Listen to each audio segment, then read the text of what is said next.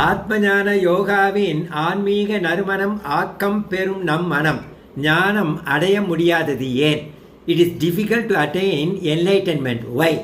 உபநிடதங்கள் ஞானத்தை பற்றி ஒரு அழகான உண்மையை கூறுகின்றன. ஞானம் என்பது எதிர்காலத்தில் எப்போதோ அடைய வேண்டிய ஒன்று அல்ல. நாம் தேடுவது ஏற்கனவே நமக்குள் இருக்கிறது. உதாரணமாக, மேகமூட்டமான நாளில் சூரியன் தெரியாது, ஆனால் சூரியன் மறைந்து விடவில்லை. மேகங்களுக்கு பின்னால் எப்போதும் பிரகாசித்து கொண்டே இருக்கிறது.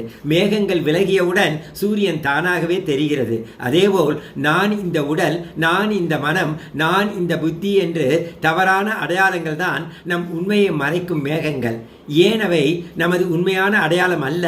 உடல் காலத்திற்காலம் மாறுகிறது, மனமும் எண்ணத்திற்கு எண்ணம் மாறுகிறது, புத்தியும் அனுபவத்திற்கு அனுபவம் வளர்கிறது. ஆனால் இந்த எல்லா மாற்றங்களையும் கவனித்துக் கொண்டிருக்கும் நான் மட்டும் மாறுவதே இல்லை. அதுவே நமது உண்மையான சுபாவம், இயல்பு. நான் யார் என்று ஆராய்ந்து இந்த தவறான அடையாளங்களை விட்டுவிடும் போது அந்த உண்மை தானாகவே வெளிப்படுகிறது.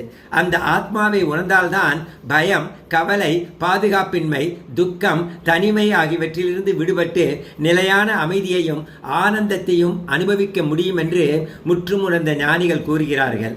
மறுபிறவியையும் தவிர்க்க முடியும். நாம் மனித ஜென்மம் எடுத்தது இதன் நோக்கத்தில்தான். ஞானம் என்பது புதிதாக பெறுவதல்ல. அறியாமை என்ற மேகங்கள் விலகி நம் உண்மையான இயல்பு வெளிப்படுவதுதான் ஞானம். அப்போது நாம் உணர்வது என்ன?